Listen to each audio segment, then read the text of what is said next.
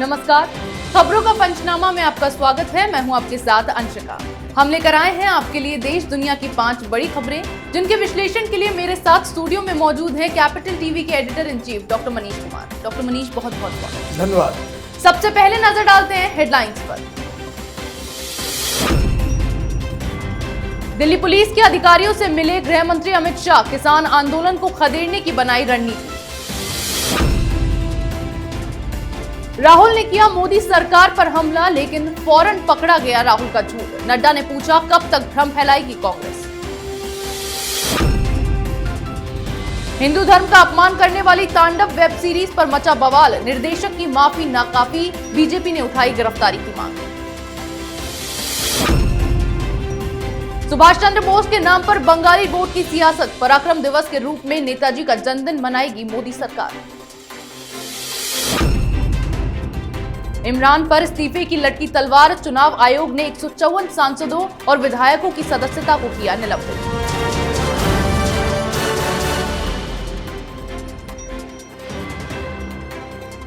चलिए रुक करते हैं पहली खबर की ओर। गृह मंत्री अमित शाह दिल्ली पुलिस मुख्यालय पहुंचे। यहां उन्होंने 26 जनवरी को लेकर दिल्ली पुलिस के अधिकारियों से बातचीत की। खासतौर से 26 जनवरी को किसान संगठनों की ओर से ट्रैक्टर मार्च पर भी चर्चा की गई। दरअसल हाल में किसान संगठनों ने गणतंत्र दिवस पर ट्रैक्टर रैली निकालने का ऐलान किया था, जिसके बाद दिल्ली पुलिस की ओर से इस मामले में याचिका दायर की गई थी। इस याचिका पर सुनवाई करते हुए कोर्ट ने मामले में फैसला लेने का अधिकार दिल्ली पुलिस पर छोड़ दिया। डॉक्टर मनीष, आखिर क्या चर्चा अमित शाह की दिल्ली पुलिस के अधिकारियों के साथ हुई है? दिल्ली के बॉर्डर्स पे तनाव की स्थिति बनी हुई है।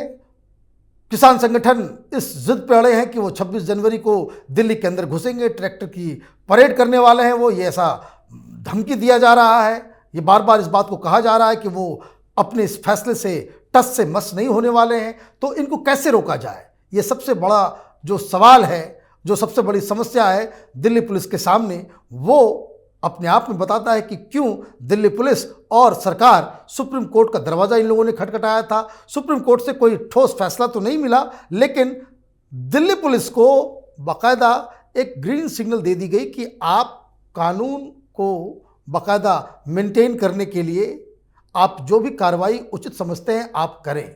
अब ऐसे में सुप्रीम कोर्ट हो या देश की जनता हो या सरकार हो या दिल्ली पुलिस हो, इन सबको मालूम है कि मसला ये बिगड़ने वाला है और पुलिस को कड़ाई करनी पड़ेगी।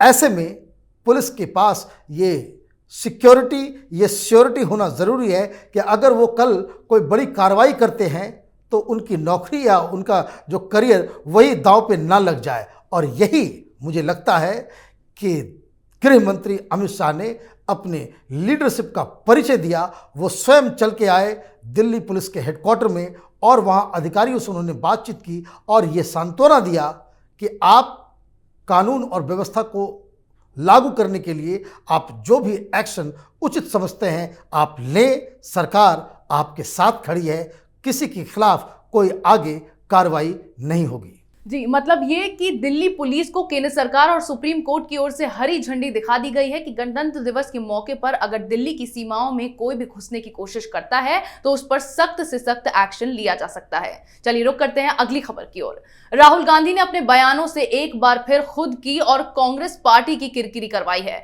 राहुल गांधी ने ट्विटर पर अरुणाचल प्रदेश में चीन के गांव बनाने की एक खबर शेयर करते हुए लिखा कि उनका वादा याद करो, मैं देश झुकने नहीं दूंगा। जिस पर बीजेपी अध्यक्ष जेपी नड्डा ने राहुल गांधी से पूछा कि चीन पर झूठ बोलना कब बंद करेगी कांग्रेस। इसके साथ ही नेशनल सिक्योरिटी और किसानों के मुद्दे पर भी राहुल गांधी भ्रम फैलाते नजर आए। डॉक्टर मनीष, एक के बाद एक राहुल गांधी मोदी सरकार पर हमला बोलते गए। आखिर बार बार वो ऐसी बातें बोलकर क्यों अपनी किरकिरी करवाते हैं? राहुल गांधी अक्सर इस तरह की बचकानी हरकतें करते रहते हैं, क्योंकि उन्होंने जो आज किया है वो हरिभूमि अखबार का एक क्लिपिंग को शेयर करते हुए प्रधानमंत्री मोदी के ऊपर तंज कसा है कि मैं देश नहीं झुकने दूंगा। और यहाँ चीन देश के बाउंड्री के 4.5 किलोमीटर अंदर घुसकर वो गांव बना ले रहा है और सरकार कुछ नहीं कर पा रही है।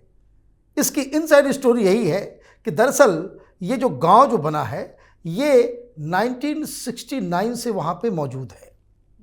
ये आज का गांव बना हुआ नहीं है। ऐसा नहीं कि चीन अंदर घुस आया है जिस तरह से वो घुसने की कोशिश कर रहा था डोकलाम में या फिर लद्दाख के अंदर। ये ऑलरेडी 72 से पहले से ही वो इलाका चीन के कब्जे में है। अब ये कहानी शुरू क्यों हुई?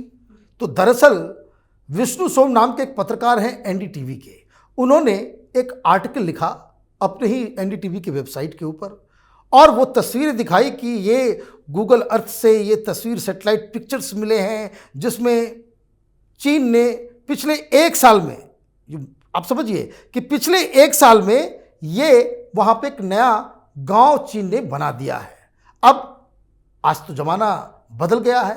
मैं बार बार कहता हूँ ये लेफ्ट ट्रिब्यूनल कबाल अफवाह फैलाने में माहिर है। इनको महारत हासिल है कि किस तरीके से वो झूठ खबर फैला करके देश में बवाल मचवा सकते हैं। अब मसला ये हुआ कि कई सारे लोगों ने उसको चैलेंज किया। चैलेंज जब किया गया तो ये बताया गया, प्रूफ दिया गया कि ये दरअसल इलाका कई साल पहले से, जैसा मैंने बताया 72 के पहले से ही वो इलाका चीन के कब्जे में है। अब इसके ऊपर जब विष्णु सोम से, एनडीटीवी से पूछताछ लोगों ने सोशल मीडिया पे किया तो विष्णु सोम ने इस बात को माना कि ये जो तस्वीरें आई हैं उससे ऐसा लगता है कि 2010 में भी ये स्ट्रक्चर था, लेकिन हमें नहीं मालूम ये कब बना। तो मतलब ये कि बिना जानकारी के आपने किस एजेंडे के तहत इस तरह की खबर आपने फैलाई। एनडीटीवी लगातार पिछले एक सप्ताह के अंदर ये दूसरी बड़ी खबर है जिसमें इन लोगों ने सेंसेशन फैलाने की कोशिश की और इनकी झूठ पकड़ी गई है रंगे हाथ। अब सवाल ये उठता है कि राहुल गांधी ने इसे ट्वीट क्यों किया? अब चाइना के नाम आते ही तो वो अगर कुछ बोलेंगे तो भारतीय जनता पार्टी की तरफ से तो जवाब मिलेगा ही, क्योंकि कांग्रेस पार्टी इसी कम्युनिस्ट पार्टी ऑफ चाइना से, चाइनीज गवर्नमेंट से, चाइनीज एम्बेसी से अपने घर के एनजीओ के लिए ये लोग पैसे लेते रहते हैं। तो कहीं ये सवाल पूछना बिल्कुल लाजमी बन जाता है कि ये सारे लोग, ये वामपंथी, ये एनडीटीवी टाइप के ये जो पत्रकार खुद को बताते हैं, इन लोगों ने क्या चाइनीज एजेंट की तरह काम करना शुरू कर दिया इस देश के अंदर में? आप झूठी अफवाह फैला देंगे बिना कंफर्म किए हुए। और मजेदार बात यह है कि जब उनकी चोरी पकड़ी गई तो एनडीटीवी ने अपने उस आर्टिकल को एडिट किया। एडिट करने के बाद फिर उसमें 2 लाइन डाल दिया गया कि ये कंस्ट्रक्शन जो है 1969 के समय से ही है, ऐसा बताया जा रहा है। तो कहने का मतलब ये है कि इनकी चोरी पकड़ी गई और ये झूठ के ऊपर राहुल गांधी, जो एक खुद को नेशनल लीडर समझते हैं, भावी प्रधानमंत्री बनने का एक सपना संजो के बैठे हुए हैं, उन्हें नेशनल सिक्योरिटी के मसले के ऊपर इस तरह की बचकानी बातें नहीं करनी चाहिए। जी, यानी कि एनडीटीवी ने बिना जानकारी के एक झूठी खबर चलाई और कांग्रेस के नेता राहुल गांधी ने भी बिना जानकारी के उस पर कमेंट किया और मोदी सरकार पर तंज कसा, जिसके बाद उनकी किरकिरी हुई। चलिए नजर डालते हैं अगली खबर पर।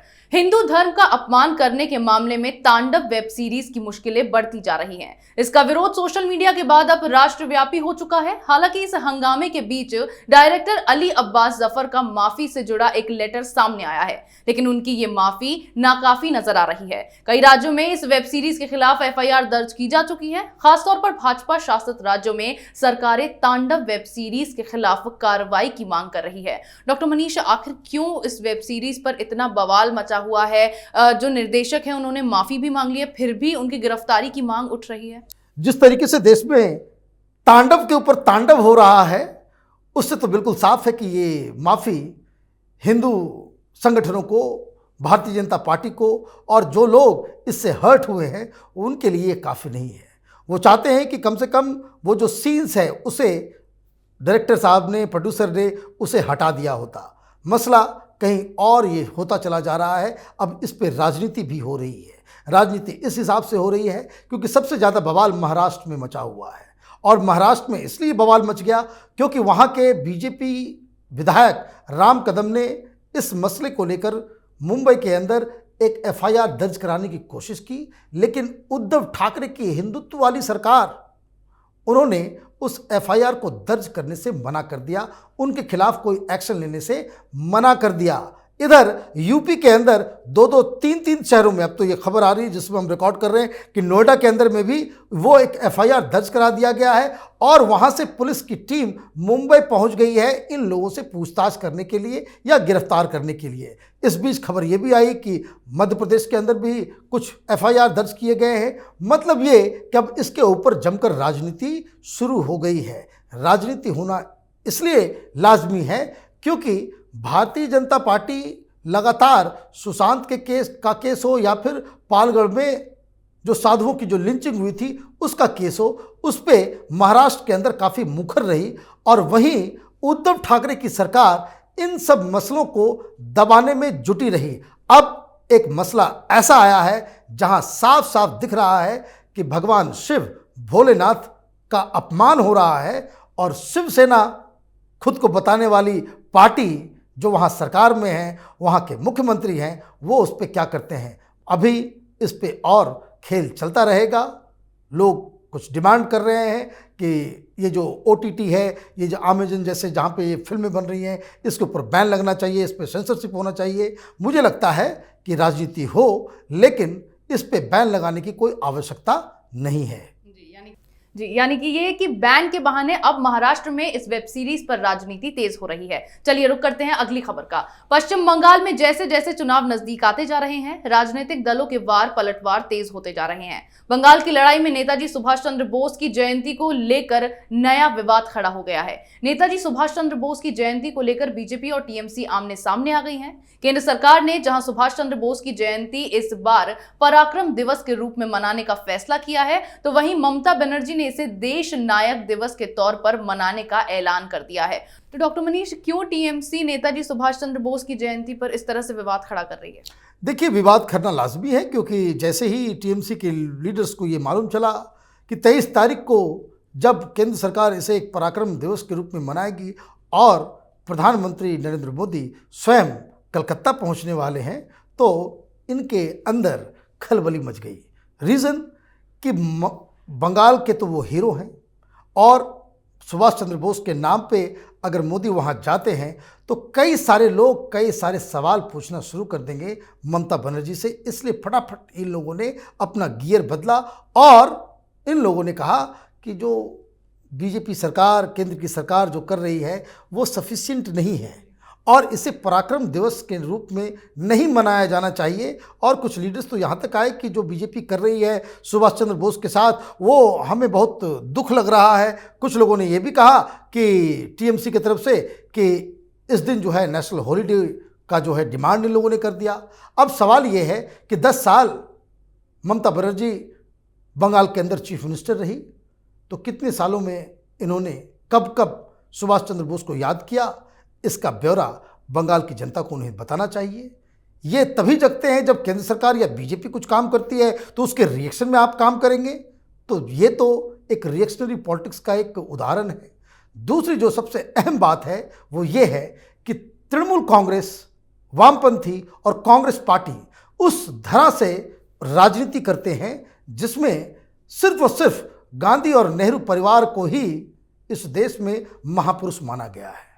जिन लोगों को कांग्रेस और वामपंथी इतिहासकारों ने भुला दिया उसको रिवाइव करने की कोशिश भारतीय जनता पार्टी की सरकार पहले से कर रही है। सुभाष चंद्र बोस के ऊपर प्रधानमंत्री मोदी की तरफ से ये कोई पहला कार्यक्रम नहीं है।